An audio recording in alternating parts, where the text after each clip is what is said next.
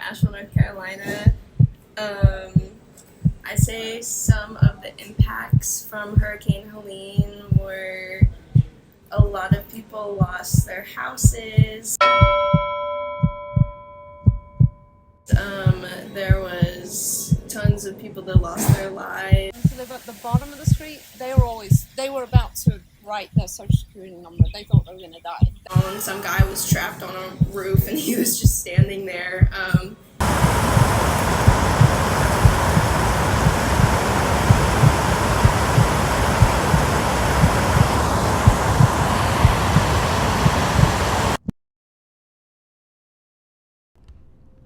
Hurricane Helene didn't just bring wind and rain, it exposed cracks in the systems people rely on every day. So why did this happen, and why was Asheville so unprepared? According to NASA Earth data, in September 2024, Hurricane Helene shattered expectations. And Asheville. Once considered a climate heaven tucked safely in the Blue Ridge Mountains, Asheville faced historic destruction not just from the storm's wind, but from the water it brought. Fueled by climate change, Helene dumped record-breaking rainfall, nearly 10% more than it would have been in a cooler, pre-industrial world. The French Broad and Swannanoa rivers surged past century-old flood records, swallowing neighborhoods like Biltmore Village and the River Arts District. But this wasn't just a fluke. Climate change is making hurricanes stronger and slower, meaning they dump more water over a longer time. And in mountain cities like Asheville, where steep terrain forces water to rush downhill quickly, that's a recipe for flash flooding and landslides. Roads like I-26 and I-40 crumbled. Power lines fell. Entire communities were cut off.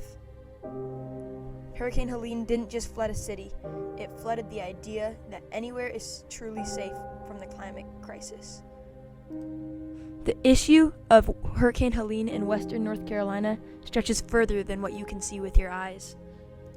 Yes, Hurricane Helene did cause major damage to infrastructure, but it also caused damage to people's wallets. The economic ripple effects from a storm like Helene can last for years, especially in communities already dealing with inequality, aging infrastructure, and limited resources. And even when water systems fail, it's not just about access, it's about cost. Clean water systems became more expensive, repairs take time and money, and rural families on private wells may have no outside help at all.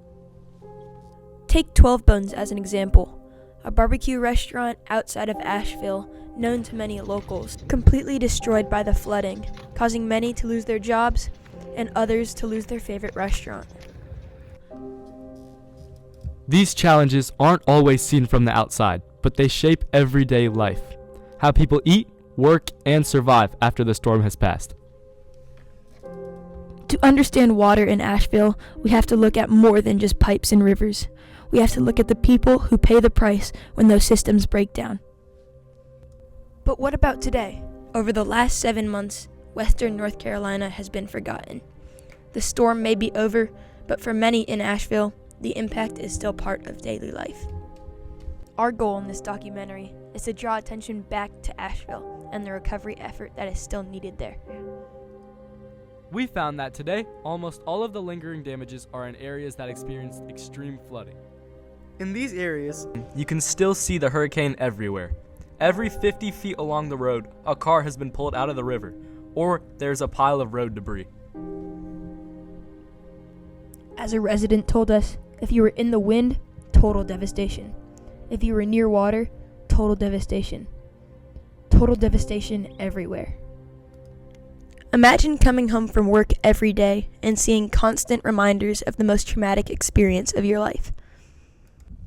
And it's not just that. Every facet of people's lives were changed after the storm. Economic challenges are rising, environmental degradation is a big issue, and friends and families are being resettled. In addition to this, we talked to Jeremy, the director of the U.S. Department in Wine to Water, an organization focused on hurricane recovery. He told us about some of the additional issues still happening in the western North Carolina area today. So we're kind of curious about getting to know a little bit more about where and what kind of support is still needed and in what areas. Yeah, I think there's a lot of different sectors that are working. And so, like within humanitarian aid, you're working across multiple sectors that might be housing or shelter, water, sanitation, hygiene. And then there's tons of others that would go into that. Outside of this context, you'd have like maternal and child health and other nutrition, those types of things. I think the biggest needs right now fall primarily under shelter and housing. And rural communities, they're being hit the hardest and helped last. This needs to change. We talked to John and Susan, residents of Burnsville, just one of the many communities still rebuilding in western North Carolina. I had the creek. Yeah. The creek got up within, and my house is on a bit of high ground here, but the creek got in with 8 foot of my house. The downstairs basement all, of course, flooded. Oh, wow. We're getting back now, Yeah. You see that line on the door of my little MG? Yeah. That's how high that the mud and water got on it when it was sitting in my Wow. garage. Wow. So that they could get My whole, across. The whole lawn back here, see, that's all grown up. There's a reason. It washed away my John Deere lawn tractor, so I don't have anything to mow with right now. I've moved some stuff around. As you can see, a total of 1 Jeep Cherokee down there. Wow. And another Ford truck. Some stuff I've moved since. Yeah, I restore old vehicles. That's what I do as a sideline. That's why I have so many. And it took a lot of my projects away. Some are totally unrestorable. It's one of my Jeeps. It was impaled by a big The tree went right through it. Wow.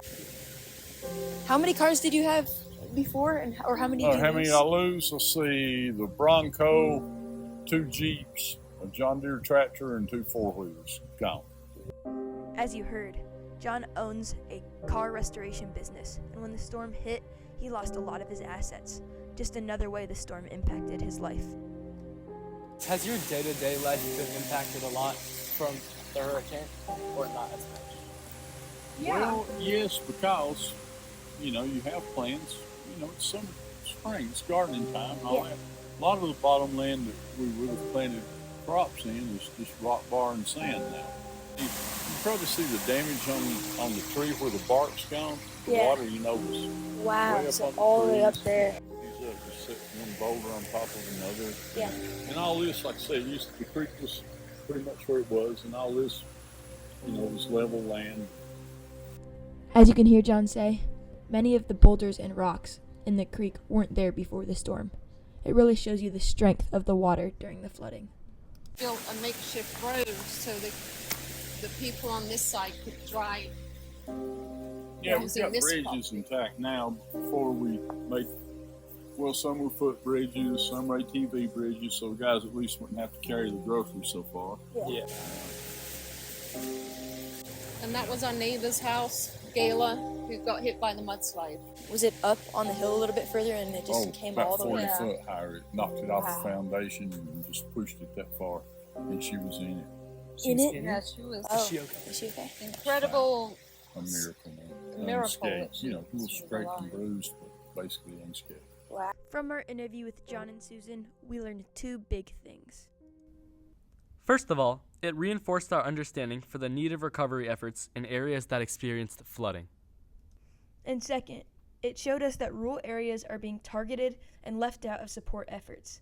Bigger cities like Asheville or Boone are almost fully recovered, while the areas in between with lower populations are struggling to get the same resources. But here's what the storm couldn't wash away: our strength. Our neighbors are showing up. Strangers are becoming friends. Communities are standing together. This story isn't just about what we lost. It's about what we're building and what we can build together. So how do we move forward? It starts with good science, solid planning, and people who care enough to demand better. Throughout this documentary, we've discovered real, evidence-based problems that must be addressed to help Asheville and other rural towns recover, and not just survive, but thrive. We need funding and support for advanced infrastructure. Things like reinforced bridges, modern water lines, smart storm drainage, and roads that can withstand extreme weather. According to Susan, a resident who lives with the problems every day. The water system is a big concern if there's another flood because they're not running the same way, they're narrow in areas, so if there's another flood, it could be very impacted.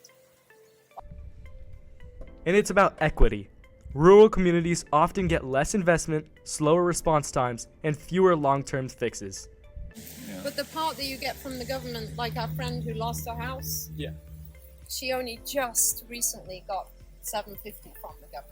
That's a point of it. It's just Yeah. it's so delayed and so little. Yeah, it's I mean, almost like an insult. Yeah. So here's what we're asking you to do. Share what you know. Help us spread awareness about this ongoing issue. Support recovery efforts. Volunteer, advocate, donate. Help Asheville prepare for the next storm and for a better future. Because rebuilding Asheville and towns like it starts with action. And action starts with the people who care enough to act. Asheville will rise again. Stronger, smarter, together.